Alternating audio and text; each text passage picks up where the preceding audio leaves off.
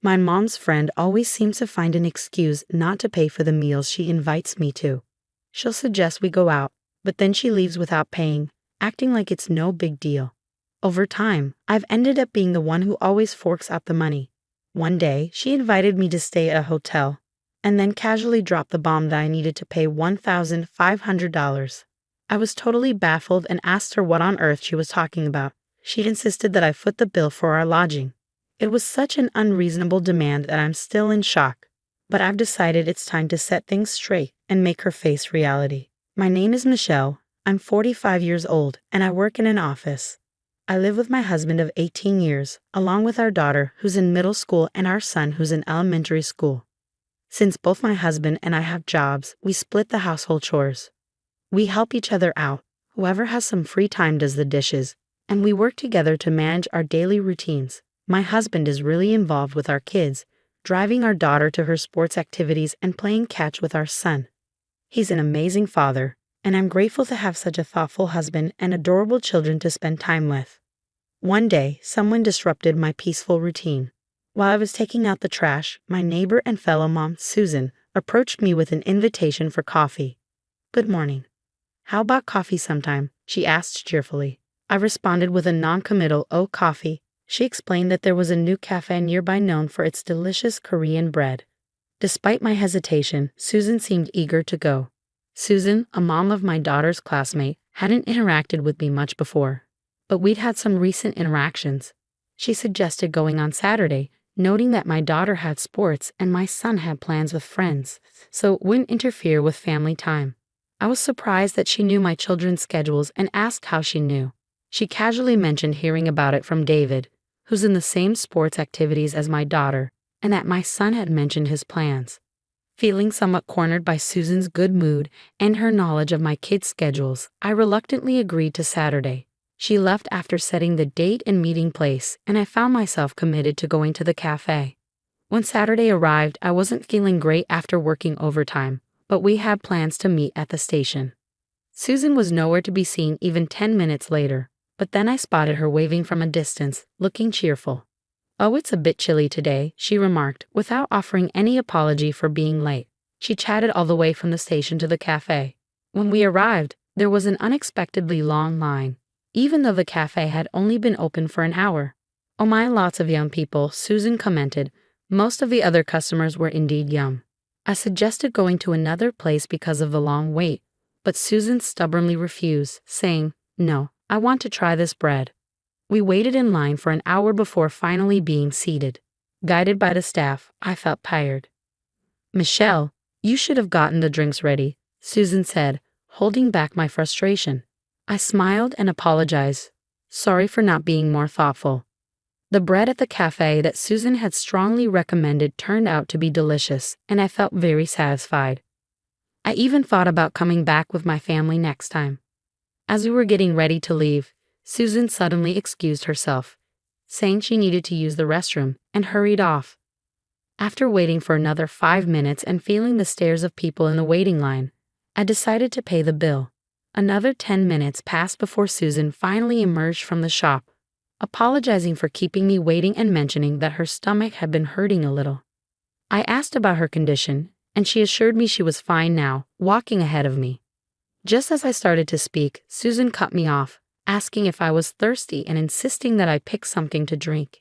Despite my attempts to decline, she pushed me to choose, and I ended up picking some tea.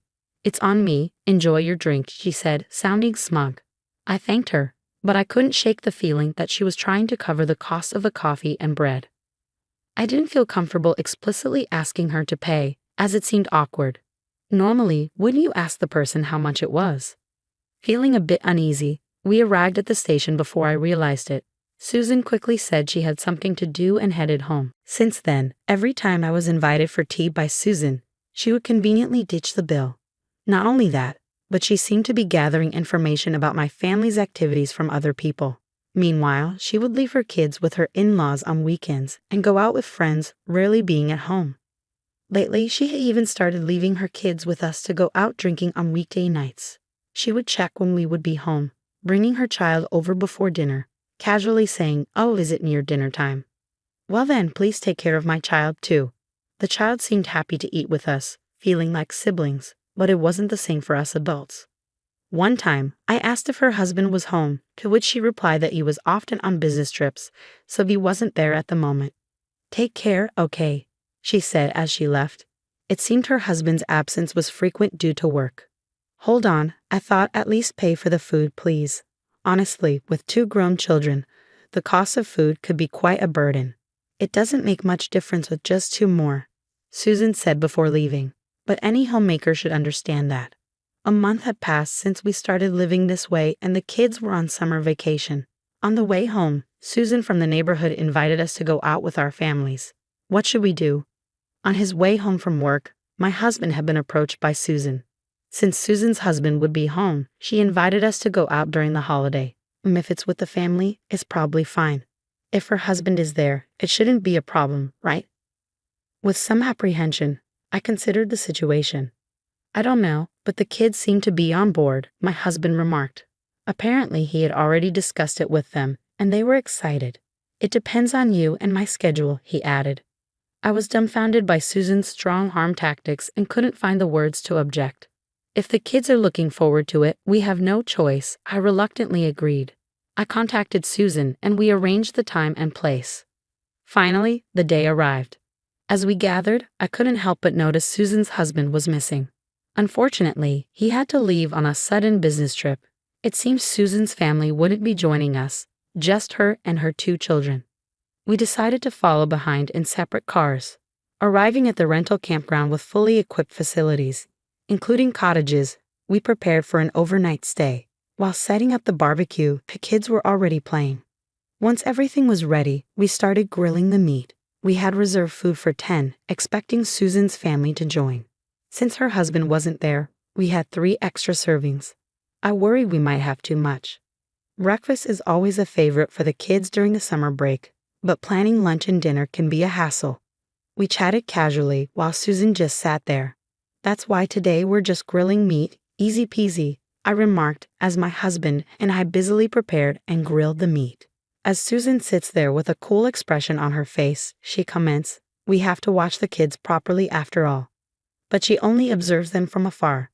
When I call the children to eat the grilled meat, she reaches out and takes it, exclaiming, "Wow, that looks delicious." My children and I are surprised, and Susan suddenly realizes her mistake, saying, "Oh, is this for the children? I was thinking of giving it to them first, but it's fine since we're grilling more." The children look disappointed, but Susan just laughs it off, saying, "You better eat quickly or I'll eat it all up." My husband and the kids are taken aback by her behavior. Susan proceeds to eat even more meat than the growing children. We had planned 1 lamb chop per person, but she has already had 4 and is reaching for more. "Susan, you've reserved only 1 lamb chop per person. You've already eaten 2 extra ones for yourself and your husband, so please eat something else," I tell her, hoping she'll understand. It might seem like a trivial matter, but there's no substitute food because it's by reservation. "What? There are restrictions on what I can eat?" "That's stingy," Susan complained. I replied, "Didn't you check when you made the reservation?" She should have known exactly what and how much was available since we decided on it together during planning, and we talked about ordering more because we have growing children. Susan insisted, "I don't eat much, I have a small appetite. Just think of me as not there, and 1 extra portion should be fine with my children who eat well and the men around." I thought it would be safe to order for 10 people. We had 2 middle school children who could eat 2 portions each and 1 elementary school child who could eat 2 portions, so there shouldn't have been any problem with the amount. However, the meat was disappearing quickly. "Mom, I want to eat that meat," my son said, reaching for it, only to have Susan snatch it and eat it quickly. I was angry, but my usually mild-mannered husband was starting to show his irritation as well. The reason we couldn't strongly object was that Susan's children were also there. "Mom, don't act like a child," said Susan's daughter. "What are you talking about? Camping is all about survival, and survival means fighting over meat." The children seemed dumbfounded by Susan's childish behavior.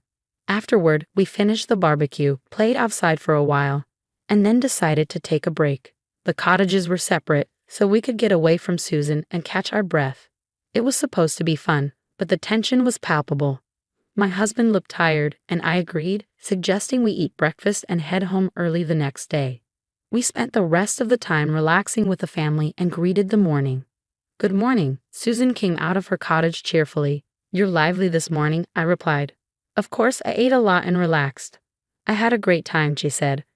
For breakfast, we ate the provided sandwiches, played a little more, and then started preparing to leave. During the final payment, Susan was nowhere to be found. Susan's not here, I told my husband, and we looked around, but her children were also missing. Hey, where's Susan and her kids? I asked the children if they had seen her, and they said they were going to the restroom. As we waited for Susan to return and settle the payment, I asked the cashier to wait a little longer. After waiting for another 10 minutes, Susan still hadn't returned. Isn't this taking too long? My husband asked, looking concerned. I decided to check the restroom, but Susan and her children were nowhere to be found.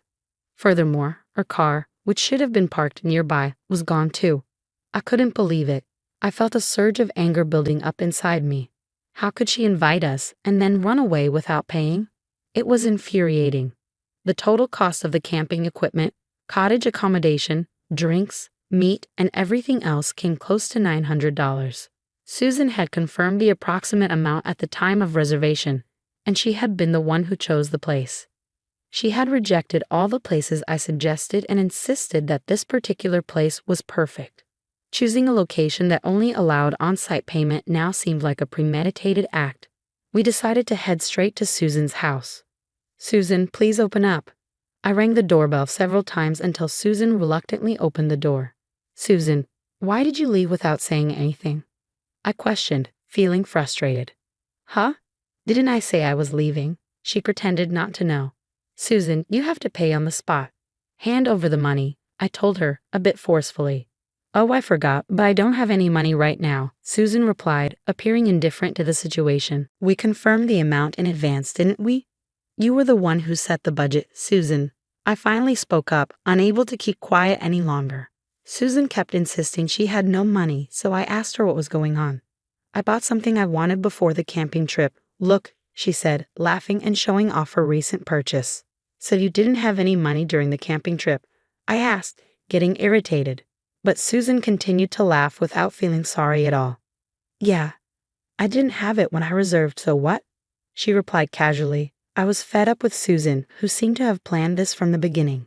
You planned this from the beginning, I accused her.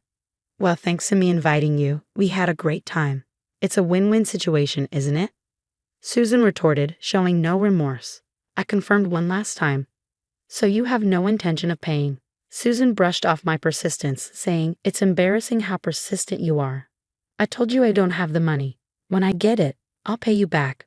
Or are you trying to squeeze money out of someone who doesn't have any? With no shame and an unapologetic attitude, Susan laughed, and I reached my breaking point. I see, understood, I said, deciding to go home without saying anything more. I discussed the situation with my husband, and time passed. Susan suggested going to a tasty restaurant nearby, acting as if the past incident never happened. I'm sorry, I'm busy, so I'll have to pass, I replied, turning down Susan's invitations for the past few months, losing patience. Susan approached me with an angry look, asking, Hey, are you avoiding me? You're still holding a grudge over the camping thing. A few $100 or a few $1,000, so what? I can't believe you'd avoid someone over that, even if it were several tens of thousands. Susan ranted, infuriated and talking fast. That's so, Susan. Let's go to an inn next time, I suggested, trying to diffuse the tension. Huh? Oh sure, you planned it. In that case, I'll have to coordinate with my family, Susan replied, becoming cheerful. I told her my husband had given me some alone time and was thinking of going on a 2-night trip. When she asked if my husband would mind taking care of the kids, I declined, saying he was busy. To the hesitant Susan, I said, I plan to stay for 2 nights from Friday. If it's difficult, I'll go alone. Susan suggested leaving her kids with her husband's parents and joining me on the trip.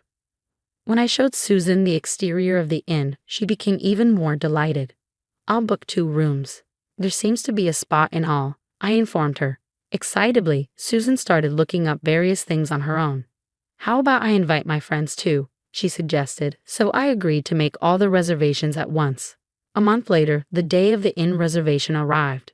Susan and her friends were at my house, looking puzzled at me. Aren't you going to drive us? Susan asked. Sorry, I have to stop by my in-laws, so let's go separately, I said. Susan reluctantly agreed, and we headed to the inn in different cars. Wow, I can't believe we're staying at such a lovely inn, Michelle. Thank you, everyone exclaimed, amazed at the magnificence of the inn.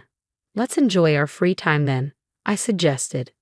Susan and her friends seemed to be having a great time, seemingly forgetting about me. The first day was filled with eating, bathing, and sleeping.